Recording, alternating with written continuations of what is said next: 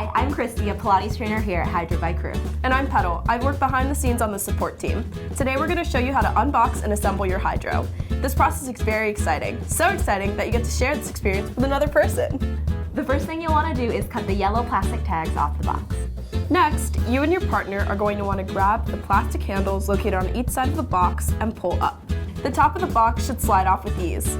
So go right ahead and you can remove all the tape and cardboard surrounding the machine. After, take out the quick start guide, the box that holds the screen, the box that holds the hardware, and place them right off to the side. You're going to need these bad boys for later.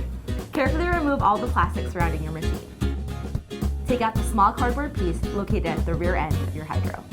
Save that small piece of cardboard. We're going to use it to support the front of your Hydrow while we attach the legs. Open the box containing the hardware. Take out the legs and the toolkit and prepare the 4 screws that will be needed to secure the legs of the machine. Make sure each screw has a lock washer and a normal washer.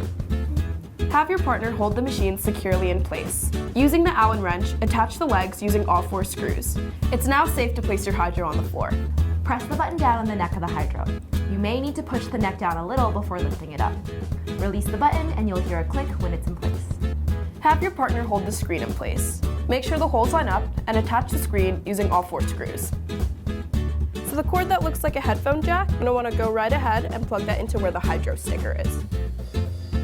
And the other cord is just going to plug right in to where the lightning bolt sticker is.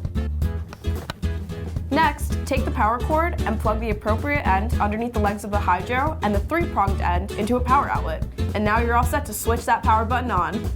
Thanks for tuning in. We hope you're as excited as we are to have your Hydrow up and running.